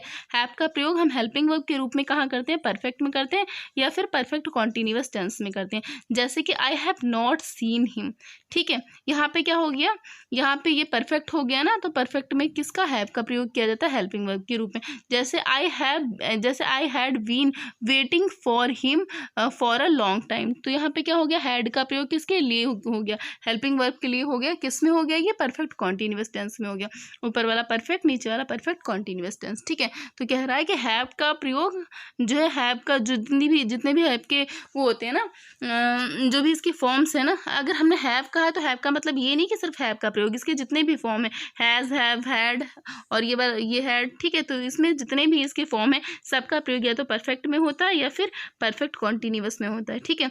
उसके बाद देखिए यहाँ पे कह रहा है कि हैव प्लस इन्फिनिटिव का प्रयोग फोर्स्ड एक्शन, दबाव में जो कार्य किया जाता है उसके लिए दर्शाया जाता है, ठीक है। अगर किसी का प्रेशर है तब हमने काम किया तो उसके लिए किसका प्रयोग होता है, हैव प्लस इन्फिनिटिव का होता है, ठीक है। जैसे हमने बोला I have to work hard, ठीक है, तो यहाँ पे क्या हो रहा है, यहाँ पे एक प्रेशर बन रहा है ना कि मैंने उसे नहीं देखा, कहाँ पे आई वर्क, एक मिनट, हाँ ये वाला, जैसे कि यहाँ पे देखिए I work I have to work hard, ठीक है, मुझे कड़ी मेहनत करनी पड़ी, ठीक है। यहाँ पे she had to leave her job, मुझे क्या करना पड़ा, मुझे अपनी नौकरी छोड़नी पड़ी। तो यहाँ पे कुछ प्रेशर था, कुछ दबाव के रूप में जो है प्रयोग हुआ है, इसलिए किसका प्रयोग हुआ है, हैव के साथ इन्फिनिटिव का प्रयोग हुआ है। मतलब हैव या हैड के साथ टू और उसके बाद वर्ब का जो बेस फॉर्म होता है उसे इन्फिनिटिव कहते हैं, ठीक है। उसके बाद देखिए बी का प्रयोग कैसे होता है। तो यहाँ पे देखिए, यहाँ पे कह रहा है कि बी के फॉर्म इस प्रकार से होते हैं। बी का जो फर्स्ट फॉर्म होता है उसमें इज एम आर आता है, सेकेंड फॉर्म में वॉज वर आता है, थर्ड फॉर्म में वीन आता है, ठीक है। तो ये जो है बी के फॉर्म हो गया। अब इसका प्रयोग कैसे करते हैं, इसे हम हेल्पिंग वर्ब और मेन वर्ब दोनों के रूप में प्रयोग करते हैं। जैसे कि आई एम अ डॉक्टर, तो यहाँ पे एम क्या हुआ, मेन वर्ब के रूप में प्रयोग हुआ ना, क्योंकि इसके अलावा कोई हेल्पिंग वर्ब तो यहाँ पे है नहीं। उसके बाद देखिए अगला कह रहा है कि ही वॉज वर्किंग हार्ड, ठीक है। तो यहाँ पे जो वॉज है इसका प्रयोग किस में हुआ, इसका प्रयोग भी यहाँ पे हेल्पिंग वर्ब के रूप में हुआ, और यहाँ पे वर्किंग क्या है, ये मेन वर्ब है, ठीक है। उसके बाद देखिए कह रहा है कि he has been to London, ठीक है। तो यहाँ पे हैज़ का प्रयोग हेल्पिंग वर्ब के रूप में और बीन का प्रयोग किस में हुआ, मेन वर्ब के रूप में हुआ है, ठीक है, टू लंडन। ओके, तो आशा है कि ये सभी को समझ में आ गया होगा, क्लियर हो गया होगा। अगर कुछ भी नहीं समझ में आता तो प्लीज़ कमेंट बॉक्स में एक कमेंट ज़रूर डालिएगा कि आपको क्या नहीं समझ में आया, कि क्या मैंने जो है अच्छे से एक्सप्लेन नहीं किया, इस टाइप से बताइएगा ज़रूर। उसके बाद देखिए अगला यहाँ पे मेन वर्ब के बारे में। अब देखिए वो जितने भी मॉडल्स थे वो सारा कंप्लीट हो गया है, और मॉडल का एक अलग से भी चैप्टर है, वो भी उसमें भी जो भी बच्चे हैं वो हम लोग उसमें डिस्कस करेंगे। इसमें जितने थे चैप्टर में ये सब कंप्लीट हो गए। अब हम लोग पढ़ेंगे मेन वर्ब के बारे में। तो देखिए मेन वर्ब वे वर्ब है जो सेंटेंस में मेन वर्ब के रूप में प्रयुक्त होती हैं, जैसे कि V1 V2 V3 और ING और यस है ES की फॉर्म, ठीक है। ये सब क्या होते हैं, ये सब मेन वर्ब के रूप में वर्क करते हैं। जैसे कि आई नो यू, तो यहाँ पे ये नो क्या है, V1 हुआ। आई न्यू यू, ये V2 हो गया। I have known you for 2 years, तो ये जो नोन हो गया ये V3 हो गया, ठीक है। तो उसमें बताया गया है कि इसका जो वर्ब होते हैं वो V1 V2 होता है, V3 होता है, ING होता है और यस या यस होता है, ठीक है। ये सारे वर्ब के फॉर्म होते हैं। तो देखिए उसके बाद देखते हैं हम लोग कि मेन वर्ब वाक्य के टेंस के अनुसार विभिन्न फॉर्म्स में परिवर्तित होते रहते हैं, ठीक है। अब फॉर्म ऑफ वर्ब, यहाँ पे वर्ब के कुछ फॉर्म दिए गए हैं। तो यहाँ पे प्रेजेंट का जो फॉर्म होता है, जो प्रेजेंट में लगता है उसे हम फर्स्ट फॉर्म बोलते हैं, ठीक है। जो पास्ट में लगता है उसे हम सेकेंड फॉर्म बोलते हैं, और जो पास्ट पार्टिसिपल होता है उसे हम थर्ड फॉर्म बोलते हैं, और जो प्रेजेंट पार्टिसिपल होता है उसे हम ING फॉर्म बोलते हैं, ठीक है। और जब भी प्रेजेंट का यूज़ हम सिंगुलर प्लूरल मतलब उसमें जो इंडेफिनिट होता है ना उसमें करते हैं, तो यस या यस भी लगाते हैं उसमें, ठीक है। तो ये देखिए यहाँ पे पहला ग्रुप दिया गया है, ये फॉर्म का पहला ग्रुप दिया गया है। तो इसमें देखिए कुछ फॉर्म्स हैं जो आपको याद करनी पड़ेंगी, इसे ज़रूर से ज़रूर याद करिएगा, क्योंकि जो आगे एरर आएगा ना वो इन्हीं सबसे रिलेटेड आता है, ठीक है। तो इसमें देखिए पहला दिया एराइस, एराइस मीन्स होता है उठना, ठीक है। इसका सेकेंड फॉर्म क्या होता है, एरोस, फिर होता है एराइजन, फिर एराइजिंग, फिर एराइजेस, ठीक है। तो इसमें जो फॉर्म होती है वो सारी डिफरेंट होती हैं। जो फर्स्ट ग्रुप है उसमें सारी डिफरेंट दी गई हैं। जैसे यहाँ पे अवेक है तो यहाँ पे क्या हो जाएगा, अवोक हो जाएगा, यहाँ पे अवोकन हो गया, यहाँ पे अवोकिंग हो गया, यहाँ पे अवोक्स हो गया, ठीक है। जैसे कि बी, यहाँ पे वॉजवर हो गया, यहाँ पे बीन, यहाँ पे बीइंग, यहाँ पे इज और वॉज हो गया, ठीक है। तो देखिए इसकी जो जितनी भी फॉर्म है, अच्छा एक चीज़ और याद रखिएगा, जो इसकी जो फर्स्ट फॉर्म होती है ना, जितनी भी फर्स्ट फॉर्म होती है वही इसका बेस फॉर्म होता है, लेकिन बी में चेंज होता है। बी में यहाँ पे फर्स्ट फॉर्म इसकी बी होती है, लेकिन इसका जो ये बेस फॉर्म होता है ना ये चेंज हो जाता है। यहाँ पे ये जो एस या एस वाला होता है ये यहाँ पे चेंज हो जाता है, ठीक है, और किसी का नहीं चेंज होता है। उसके बाद देखिए ये सारी फॉर्म्स हैं, ये सारी आपको याद करनी पड़ेंगी। अगर स्क्रीनशॉट लेना चाहें तो ले सकते हैं। ये फर्स्ट ग्रुप था, ठीक है। उसके बाद देखिए सेकंड ग्रुप। फर्स्ट ग्रुप में क्या था कि तीनों आपकी सारी अलग है। यहाँ पे विन है तो यहाँ पे वुंड है, यहाँ पे भी उंड है। कभी कभी हो जाता है कि सेकंड और थर्ड मैच हो जाती है, कहीं कहीं नहीं होता, ठीक है। फिर विंडिंग है, फिर विंड्स है, ठीक है। यहाँ पे देखिए राइट का राइट, रोट, रिटन क्या है, सारी अलग अलग होती है, ठीक है। अब जो सेकंड ग्रुप है ना, सेकंड ग्रुप जो वर्ब का है, इसमें क्या होता है कि नीचे दिए गए वर्ब के जो सेकंड फॉर्म और थर्ड फॉर्म एक जैसे होते हैं, ठीक है। फर्स्ट फॉर्म के लास्ट में ED या फिर EN लग जाता है या फिर T लग जाता है, ठीक है। ये जो सेकंड ये होता है ना वर्ब का जो सेकंड ग्रुप है, उसमें सेकंड और थर्ड फॉर्म लगभग एक ही होते हैं, ठीक है, एक जैसे होते हैं। फर्स्ट वाला जैसे या तो उसमें ED लग जाएगा या तो लास्ट में EN लग जाएगा जाएगा या तो फिर टी लग जाएगा, ठीक है। जैसे कि यहाँ पे देखिए एब्यूज़ है तो एब्यूज्ड हो गया, यहाँ पे भी एब्यूज्ड हो गया, यहाँ पे आईएनजी लगता ही लगता है ना, एब्यूजिंग हो गया, एब्यूजेस हो गया। एक्ट है तो एक्टेड हो गया, एक्टेड हो गया, एक्टिंग हो गया, एक्ट्स हो गया, ठीक है। तो इसमें है कि जो इसकी फर्स्ट, सेकेंड और थर्ड फॉर्म है सेकेंड ग्रुप की, ये सारी सेम होती हैं, ठीक है। तो इसको याद करने में ज़्यादा प्रॉब्लम नहीं होती। जैसे ऐड हो गया तो एडेड, एडेड, एडिंग और एड्स ना। और कहीं कहीं पे ईएन भी लग जाता है, कहीं कहीं पे टी भी लग जाता है। टी कहाँ लगता है? लर्न में लगता है ना, लर्न हो जाता है, ठीक है। तो देखिए ये यहाँ पे देखिए ये बुल्ड में, यहाँ पे बुल्ड है, यहाँ पे बुल्ट हो गया, ठीक है। यहाँ पे भी बुल्ट, यहाँ पे बुल्डिंग और यहाँ पे बुल्ट्स, ठीक है। तो यहाँ पे क्या हो गया? यहाँ पे टी लग गया, ठीक है। लेकिन दोनों फॉर्म क्या है? सेम है, ठीक है। कैरिड, ये देखो कैच में हो गया, कॉट, कॉट, कैचिंग, कैचेस, ठीक है। तो इस टाइप से हो जाएगा। तो ये आपका सेकंड ग्रुप हो गया। अब देखिए उसके बाद थर्ड ग्रुप, ये सारी सेकंड ग्रुप की,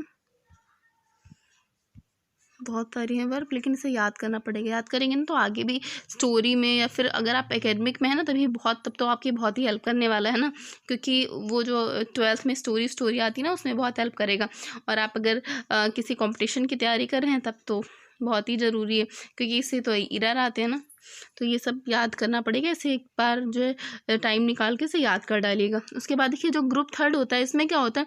इसमें नीचे दिए गए वर्ब्स के सभी फॉर्म एक जैसे ही होते हैं, ठीक है। जो ग्रुप थर्ड होता है उसमें सारे फॉर्म एक जैसे होते हैं, जैसे कि bit, bit, bit, bidding, bidding और बिड्स, ठीक है। बिड, बिड, बिड, यहाँ पे बेड, बेड, बेड, यहाँ पे ब्रस्ट, ब्रस्ट, ब्रस्ट, तीनों फॉर्म एक जैसे ही। Cast, cast, cast, cost, cost, cost, cut, cut, cut, hurt, hurt, हट। तो इसमें तो कोई प्रॉब्लम ही नहीं। लेकिन प्रॉब्लम पता है कहाँ होती है? कि हमें पता ही नहीं चलता है कि यहाँ थर्ड ग्रुप वाला है क्या, तो हम लोग ईडी लगा देते हैं, तो गलत हो जाता है। लेट, लेट, लेट, ठीक है। Put, put, put, read, read, read. अच्छा, रीड में ये स्टार बना है, उसके नीचे स्टार अगर कहीं बना होता है ना तो इसका जो है कहीं ना कहीं पे इसका एक्सप्लेनेशन होता है। तो यहाँ पे एक्सप्लेनेशन है कि रीड और स्टडी में अंतर होता है। स्टडी का मतलब होता है अध्ययन करना, ठीक है, जबकि रीड का मतलब होता है और कि कोई मैगजीन या कोई बुक पढ़ रहे हैं। जैसे कि हम बुक पढ़ रहे हैं ना तो हम बोलेंगे आई रीड इन बुक, और अगर हम जो है अगर हम कोई बुक पढ़ रहे हैं तो हम बोलेंगे आई रीड बुक, ठीक है, आई रीड स्टोरी, इस टाइप से बोलेंगे। लेकिन अगर हम किसी क्लास में पढ़ रहे हैं ना, हम लोग बोल देते हैं I read in class first, ठीक है, तो वो गलत हो जाता है, क्योंकि रीड का मतलब होता है मैगजीन, स्टोरी, कुछ और पढ़ना, ठीक है। लेकिन अगर आप अध्ययन करने की बात कर रहे हो कि मैं इस क्लास में अध्ययन कर रहा हूँ, तो हम आई स्टडी लगाएंगे, I study in class first, ठीक है, इस टाइप से हो जाएगा। उसके बाद देखिए कुछ कंफ्यूजिंग पेयर होती हैं जिसमें बहुत ज़्यादा कंफ्यूज होते हैं लोग, तो इसको हम लोग एक बार पढ़ते हैं। जैसे कि यहाँ पे बियर है तो इसका बोर्न, इस टाइप से इसका फर्स्ट और सेकंड फॉर्म हो जाएगा। इसका मतलब होता है पैदा करना। बियर का मतलब होता है बर्दाश्त करना, ठीक है। एक ही जैसे हैं लेकिन आपको देखना है कि कहाँ पे कौन सा अर्थ सेंटेंस के अकॉर्डिंग फिट होगा, ठीक है। फॉल, इसका मतलब होता है गिराना। फेल का मतलब होता है, फॉल का मतलब होता है गिरना और फेल का मतलब होता है गिराना। फाइंड का मतलब पाना और फाउंड का मतलब होता है स्थापित करना, ठीक है। ग्रिंड का मतलब होता है पीसना, इसका ग्राउंड हो जाता है। और ग्राउंड का मतलब होता है जमीन पर लाना या उड़ान भरने पर पाबंदी लगाना, ठीक है। ग्राउंडेड या ग्राउंडेड, जैसे कि कभी पाबंदी लगाना का मतलब जैसे कि कभी किसी कोई प्लेन है, ठीक है, वो उड़ान भर रहा है, उसमें कुछ भी अलर्ट कर दिया गया कि इसमें बॉम्ब है, तो उसको नीचे उतार लिया जाता है, ठीक है, उसे ग्राउंडेड कर देते हैं। उसमें क्या हो जाता है? उड़ान पे उसकी पाबंदी लगा दी जाती है, ठीक है। हैंग का मतलब होता है फांसी पर लटकाना, ठीक है। और ये हैंग, इसका मतलब होता है टांगना, लटकाना। ये हैंग्ड हो जाता है, ये हैंग्ड हो जाता है। अब देखिए इसकी फॉर्म चेंज है, यहाँ पे हैंग्ड हो जाएगा, यहाँ पे हंग हो जाएगा। हंग मतलब लटकना और हैंग्ड मतलब हो जाता है फांसी पर लटकाना, ठीक है। उसके बाद लाई, इसका क्या हो जाता है? लिड, इसका मतलब होता है झूठ बोलना। और ये लाई, ले और लेन, इसका मतलब होता है लेटना, ठीक है। उसके बाद देखिए ले, यहाँ पे है लेड, इसका मतलब हो जाता है, एक तो हो जाता है इसका क्षैतिज हॉरिजॉन्टल रखना, ठीक है, एक मतलब हो जाता है न्यूछावर करना, एक मतलब होता है हैंस ले एग्स, ठीक है, अंडे देना, ठीक है। ये इनके 3 अर्थ निकल आए। अब उसके बाद देखिए यहाँ पे रेंट, ठीक है, रेंट मतलब चीरना फाड़ना। रेंटेड मतलब किराए पर देना। राइज, रोज, रीजन, इसका मतलब होता है उगना, बढ़ना, उठना और तरक्की करना, ठीक है। राइज, इसका मतलब हो जाता है उठना, ठीक है, या फिर उठना, इसका मतलब होता है उठाना, से मुद्दा उठाना, प्रश्न उठाना, ठीक है, राइज। यहाँ पे ई आएगा लास्ट में, यहाँ पे जो है RISE होगा, यहाँ पे RAISE होगा, ठीक है। तो स्पेलिंग याद रखना। यहाँ पे राइज, तो राइज का मतलब होता है ध्वस्त करना, ठीक है। उसके बाद देखिए शी, तो शी सॉ सीन, इसका मतलब होता है देखना, और सॉ मतलब होता है कि आरी से चीरना, ठीक है, काटना। विंड, इसका हो जाएगा वुंड, वुंड मतलब मोड़ना, लपेटना। यहाँ पे वुंड का मतलब हो जाएगा वुंडेड, वुंडेड इसका मतलब होता है घायल करना, ठीक है। ये एक ही जैसे वर्ड्स हैं। फ्लाई, फ्लू, फ्लोन इसका मतलब होता है उड़ना। फ्लो, फ्लोड, फ्लोड इसका मतलब होता है बहना, ठीक है। तो एक जैसे अर्थ हैं, लेकिन इसको हमें ध्यान से पढ़ना पड़ेगा। अब यहाँ पे कुछ और कंफ्यूजिंग पेयर्स हैं जो कि वर्ब, नाउन और एडजेक्टिव के पेयर्स हैं, ठीक है। इसमें बताया गया कि कहाँ पे कौन सा वर्ब होता है, कौन सा एडजेक्टिव होता है, कौन सा नाउन होता है, ठीक है। तो यहाँ पे देखते हैं हम, जैसे कि यहाँ पे देखिए प्रैक्टिस, तो यहाँ पे अगर CE लगा है तो ये नाउन हो जाएगा, और प्रैक्टिस अगर SE लगा है तो ये वर्ब हो जाएगा, ठीक है। प्रैक्टिस का मतलब होता है अभ्यास, और इसका मतलब हो जाता है, जो वर्ब होता है उसका मतलब होता है अभ्यास करना। ऐसे एडवाइस होता है, यहाँ पे भी एडवाइस अगर CE लगा है तो वो नाउन होता है, ठीक है। CE वाले नाउन, SE वाले वर्ब, ठीक है। इसका मतलब होता है सलाह, इसका मतलब होता है सलाह देना। कंप्लेन, तो कंप्लेन का मतलब होता है वर्ब, ये कंप्लेन वर्ब है, इसका मतलब होता है शिकायत करना। कंप्लेंट का मतलब होता है शिकायत, ठीक है। कंप्लेंट और कंप्लेन याद रखना है, क्योंकि इसके एरर आते हैं आगे चल के। उसके बाद इफेक्ट, एफेक्ट, इफेक्ट, तो ये इफेक्ट क्या है, ये वर्ब है, ये क्या है, ये नाउन वर्ब दोनों में यूज होता है। इसका मतलब होता है असर करना, इसका मतलब होता है परिणाम या बदलाव लाना, ठीक है। उसके बाद देखिए क्या है, एस्यूर, यहाँ पे है इंस्यूर, यहाँ पे है इंस्यूर, ठीक है। तो ये वर्ब, वर्ब, वर्ब तीनों ही वर्ब है। ये इसका मतलब होता है तसल्ली देना, इसका मतलब होता है सुनिश्चित करना, इसका मतलब होता है बीमा कराना, ठीक है। उसके बाद देखिए हियर और लिसन, हियर क्या है, वर्ब है, और लिसन भी क्या है, वर्ब है। इसका मतलब होता है सुनना, और इसका मतलब होता है, लिसन का मतलब होता है ध्यान से सुनना। हील और हील, तो हील का मतलब वर्ब, मतलब ठीक होना, ठीक है। से कोई घाव होता है ना, तो हम लोग कहते हैं कि हाँ ये हील हो रहा है। उसके बाद देखिए हील का मतलब होता है एड़ी, ठीक है। उसके बाद आगे देखिए यहाँ पे प्रिस्क्राइब, तो ये एक वर्ब हो गया, इसका मतलब होता है सलाह देना, ठीक है। प्रोस्क्राइब, तो इसका मतलब होता है पाबंदी लगाना, ठीक है। एडॉप्ट मतलब गोद लेना, किसी को गोद लेना, ठीक है। एडेप्ट मतलब होता है ढालना, ये वर्ब हो गया, ये भी वर्ब है। और ये एडेप्ट, ये एडजेक्टिव है, इसका मतलब होता है निपुण, ठीक है। उसके बाद देखिए एल्यूड और इल्यूड, एल्यूड वर्ब है और इल्यूड भी वर्ब है। और इसका एल्यूड का मतलब होता है के संदर्भ में या फिर किसी का उल्लेख करना, ठीक है। और ये इसका एल्यूड का मतलब होता है से बचना, ठीक है, किसी चीज़ से बचने के लिए। उसके बाद यहाँ पे देखिए, यहाँ पे दिया गया एमेंथ, इमेंथ, ये दोनों वर्ब है, इसका मतलब होता है संशोधित करना या फिर अशुद्धि निकाल देना। बॉट या ब्रॉट, बॉट का मतलब होता है, ये वर्ब है, ये V2 V3 फॉर्म में बाय का फॉर्म है, ठीक है। और ये जो है B2 या B3 ब्रिंग का फॉर्म है, ठीक है। ब्रिंग इसका मतलब होता है लाना, इसका मतलब होता है खरीदना। उसके बाद है कंपोज या फिर कंप्राइज, तो कंपोज का मतलब होता है बनाना, ठीक है। और कंप्राइज का मतलब होता है से बना हुआ, ठीक है। डिफेस ये वर्ब है, इसका मतलब होता है विकृत करना। और डिफेस ये वर्ब है, इसका मतलब होता है मिटा देना, ठीक है।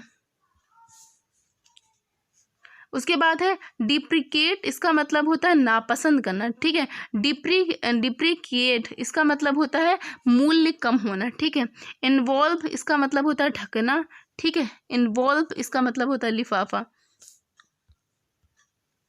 उसके बाद है एक्साइट, इसका मतलब होता है उत्तेजित होना, ठीक है। और इसके बाद है इंसाइट, इसका मतलब होता है भड़कना, ठीक है।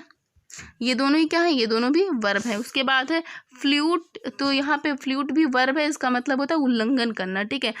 उसके बाद है फ्लाउट, तो इसका मतलब होता है दिखावा करना, ठीक है। उसके बाद होल्ड, तो होल्ड का मतलब होता है छिपा कर जमा करना, ठीक है। और यहाँ पे भी होल्ड है, इसका मतलब होता है लोगों को जो समूह होता है ना उसे भी होल्ड बोलते हैं, ठीक है। लियोथ, तो इसका मतलब होता है नापसंद करना, ठीक है। और यहाँ पे लियोथ, तो इसका मतलब होता है अनिच्छुक, मतलब बिना इच्छा के, ठीक है। उसके बाद देखिए यहाँ पे लूज, तो इसका मतलब होता है खोना, लॉस खोना। यहाँ पे लॉस है तो इसका मतलब होता है घाटा या फिर हानि। ये नाउन है लॉस, और ये क्या है, ये वर्ब है, ठीक है। उसके बाद देखिए क्या है, मिटिगेट, यहाँ पे वर्ब है, इसका मतलब होता है बेहतर करना। और यहाँ पे होता है मिलिटेट, इसका मतलब होता है प्रतिकल करना, ठीक है, प्रतिकूल करना। उसके बाद प्योर, तो इसका मतलब होता है कि उड़ेलना, ठीक है, ये वर्ब है। यहाँ पे पोर, इसका मतलब होता है छिद्र। ये पोर मतलब उड़ेलना, ये पोर मतलब छिद्र, ठीक है। उसके बाद देखिए यहाँ पे प्रोसीड, यहाँ पे भी प्रोसीड, इसका मतलब होता है आगे बढ़ना। ये वर्ब होता है, ये भी वर्ब होता है, इसका मतलब होता है के पहले आना, ठीक है। उसके बाद प्रे, ठीक है, ये भी क्या है, सारी वर्ब है। और ये प्रे नाउन के लिए भी यूज होता है एंड वर्ब के लिए भी। तो इसका मतलब होता है शिकार या शिकार करना। प्रे मतलब होता है प्रार्थना करना। राउट और रूट, ठीक है। तो रूट इसका मतलब होता है आसानी से हारना। यहाँ रूट मतलब रास्ता, यहाँ पे रूट मतलब जड़, ठीक है। उसके बाद देखिए यहाँ पे है सेंस्यूर, तो यहाँ पे ये इसका मतलब होता है निंदा करना। यहाँ पे सेंसर, इसका मतलब है कि पाबंदी लगाना, ठीक है। लुक, शी मतलब होता है देखना, और लुक का मतलब होता है जो है नज़र डालना, ताकना, ठीक है। स्टीयर का मतलब होता है घूरना, और यहाँ पे पीप का मतलब होता है झांकना, ठीक है। ग्रेर और ग्लोवर, तो ग्रेर का मतलब होता है गुस्से में देखना, और ग्रेर या ग्लोवर का मतलब होता है गुस्से में देखना, ठीक है। और ग्लेंस का मतलब होता है एक झलक देखना, ठीक है। और ग्लिम्प्स का मतलब होता है एक झलक देखना, ठीक है, इसका मतलब भी होता है। ये नाउन है, और ये ऊपर वाले वर्ब हैं, ठीक है। उसके बाद देखिए यहाँ पे है कि यहाँ पे अप्रिशिएशन, अच्छा ये नाउन है, ठीक है। उसके बाद है लाइट, तो लाइट एडजेक्टिव भी होता है, नाउन भी होता है और वर्ब भी होता है। तो लाइट का मतलब अगर हल्का है, रोशनी, प्रज्वलित करना, ये सब होते हैं। बर्न, ये वर्ब भी है और नाउन भी है। बर्न का मतलब होता है जलाना या फिर जला हुआ भाग या फिर शरीर का जला हुआ भाग, ठीक है। उसके बाद है कि कैच मतलब होता है पकड़ना, और ये वर्ब भी है और नाउन भी है, ठीक है। अगर हमने बोला पकड़ तो ये नाउन हो जाएगा, पकड़ना बोल लिया तो ये वर्ब हो जाएगा। होल्ड, ये वर्ब और नाउन दोनों है। ठहरी हुई चीज को थामना के लिए जो है वर्ब का प्रयोग होता है, पकड़ के लिए नाउन का प्रयोग होता है, ठीक है। उसके बाद देखिए क्या है, कैनवास, ये वर्ब है, तो इसका मतलब होता है घम के वोट मांगना, ठीक है। यहाँ पे कैनवास, तो इसका मतलब होता है मोटा कपड़ा, या जिसे जूते व टेंट बनाए जाते हैं, ठीक है। उसके बाद है रिफ्यूज, तो रिफ्यूज का मतलब होता है मना करना, ये वर्ब है। डैनी या फिर रिफ्यूट, ये भी क्या होता है, वर्ब होता है, इसका मतलब भी होता है खंडन करना या फिर मना करना, क्योंकि ये रिफ्यूज का ही वो होता है, सिनोनिम होता है डैनी, ठीक है। उसके बाद देखिए है डिस्क्लीन, तो डिक्लीन, ठीक है, डिक्लीन मतलब होता है अस्वीकार करना या फिर कम होना, ठीक है। उसके बाद देखिए पैडल और पैडल, तो पैडल एक वर्ब है, इसका मतलब होता है घम के सामान बेचना, ठीक है, सॉरी घूम के सामान बेचना, ठीक है, वो गलत लिखा। उसके बाद पैडल का मतलब होता है, ये एक नाउन है और वर्ब भी है, तो इसका मतलब होता है साइकिल के जिस पे पैर मारते हैं ना, पैडल होते हैं ना साइकिल के, उसे बोलते हैं, ठीक है। उसके राइड का मतलब होता है ये वर्ब भी है और नाउन भी, इसका मतलब होता है सैर या फिर दो पहिए के जानवर की सैर करना, ये वर्ब हो जाएगा, और सैर करना ये नाउन हो जाएगा। ड्राइव मतलब भी होता है सैर या फिर चार पहिए की जो सवारी करना, ठीक है। तो चार पहिए की सवारी कर रहे हैं तो ये वर्ब हो जाएगा, और ऐसे ही सैर कर रहे हैं तो ये क्या हो जाएगा, ये नाउन हो जाएगा हमारा, ठीक है। उसके बाद देखिए क्या कह रहा है यहाँ पे, विदर, ये वर्ब है, इसका मतलब होता है मुरझाना। वेदर यहाँ पे हो जाएगा दिन प्रतिदिन का मौसम, ठीक है। विदर यहाँ पे हो जाएगा, ये कंजक्शन है, यहाँ पे या फिर या ना के लिए यूज़ किया जाता है, ठीक है। यहाँ पे विदर ये जो है वेयर के लिए यूज़ किया जाता है पुराने काल की अंग्रेजी भाषा में, ठीक है। जो पुराने समय में जो भाषा थी उसके लिए अंग्रेजी में ये वर्ड प्रयोग किया जाता है कि कहाँ के लिए विदर बोला जाता था, ठीक है। शिंक है, ड्रॉन है, तो शिंक का मतलब होता है डबना, ये निर्जीव के लिए होता है। और ड्रॉन मतलब होता है कि दबाना या फिर ये डूबना होता है, ठीक है। शिंक के लिए होता है डूबना, ये निर्जीव है। और जो ड्रॉन ये जो है सजीव के लिए प्रयोग होता है डूबने के लिए, ठीक है। उसके बाद है सीज तो इसका मतलब होता है रुकना, और सीज यहाँ पे इसका मतलब होता है जब्त करना। इन्वेंट का मतलब होता है, ये वर्ब होता है, ठीक है। इवेंट ये इसका इन्वेंट का मतलब होता है जो आविष्कार करना, ठीक है। डिस्कवर का मतलब होता है खोज करना, ठीक है। ये शब्द सारे एक ही जैसे हैं, कंफ्यूजिंग क्रिएट करेंगे, इसलिए जो है इनकी स्पेलिंग और इन्हें अच्छे से पढ़ना लिखना है। यहाँ पे देखिए कुछ मिसप्रिंट हुआ है तो इसे हम लोग इग्नोर करेंगे। फिर आगे देखिए यहाँ पे अब जो वो ये जो कंफ्यूजिंग वर्ड्स थे ना, इन्हीं से कुछ क्वेश्चंस आए हैं। जैसे कि यहाँ पे देखिए, यहाँ पे है कि the servant hung the picture on the wall.